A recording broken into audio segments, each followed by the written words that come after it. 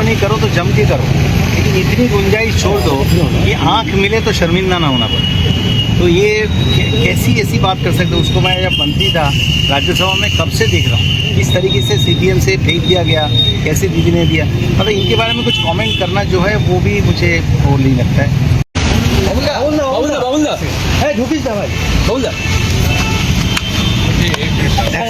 Mobile तो sir, इतने दिन बाद आज आप ममता दीदी के इतने दिन बाद नहीं, आप भूल गए जो जिन दिन 4 तारीख को रिजल्ट दिखी, शायद 7 तारीख को रविंद्र जयंती थी। मैं खुद भी आया था, मेरी बेटी भी आई थी और हमने यहाँ पे गाना गा के गए। तो इतने दिन के बाद नहीं, उनके साथ मैं बिल्कुल टच में हूँ, मोबाइल में भी टच में हूँ, बात में भी हूँ। और आज जो है मैं बाहर भी था, बैंकॉक भी गया था, उसके बाद मुंबई था, लेकिन आज पहले से ही मैंने कह दिया था कि आज मिलना था और डायरेक्ट के साथ भी टच में हूँ। तो कोई ऐसी बात नहीं है। मुझे जो भी बात कहनी है, जब मुझे लिखना होता है, मैं ज़्यादा नहीं लिखता हूँ, आप लोग कुछ पढ़ते हैं, तो कोई इतने दिन बाद की नहीं, सबसे पहले ही शायद मैं आया था, उस दिन और ज़्यादा कोई नहीं।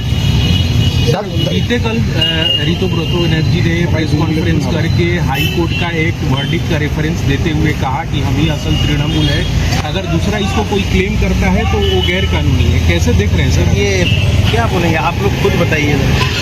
थोड़ी बहुत देखिए, हम बॉम्बे में इस शब्द को हमेशा बोलते हुए सुना है लोगों को कि दुश्मनी करो तो जम के करो, लेकिन इतनी गुंजाइश छोड़ दो कि आंख मिले तो शर्मिंदा ना होना पड़े।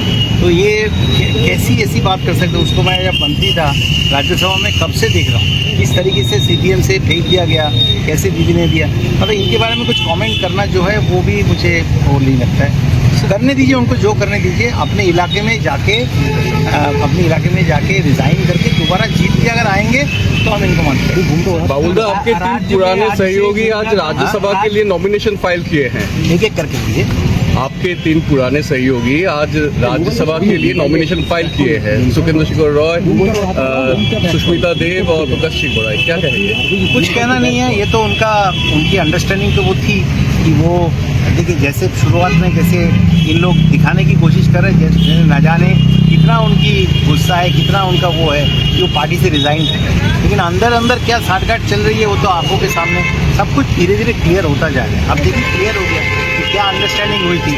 अब देखने वाली बात मुझे सिर्फ इतनी है कि जो लोग अपने आप को बचाने के लिए ये जो गद्दार पार्टी बनाया या जो भी तोड़ के अपना केंद्र में भी पार्लियामेंट में इधर उधर किया है, क्या उन लोग क्या सब धुले हुए तुलसी हो गए, या उनके खिलाफ भी जो भी चालू केस है वो भी चालू रहेगा? ये जो है हम सब के लिए देखने वाली बात है। ये मेरा कोई पर्सनल बात नहीं है। जो आम जनता को मिल रहे हैं उनके दिमाग में भी ये बात आ रही कि भाई एक हद होती है, मेरे ख्याल से उस हदों को भी पार कर दें। सर, आज से राज्य में गुंडा दमन नीति जो बिल है वो लागू लग गई है, मतलब इम्प्लीमेंट हो गई है। सर, क्या कहेंगे? बहुत अच्छी बात है। मैं पहले से भी बोल रहा हूँ कि जिन्होंने चोरी किया है, पहले कोई भी हो, वो जेल में let them go to jail, let them go to hell, वो बिल्कुल हो। और जो गुंडागर्दी करे उनके खिलाफ गुंडा दमन नीति हुआ है, उसका दुरुपयोग ना हो, लेकिन ज़रूर वो अच्छी बात है, होने दीजिए।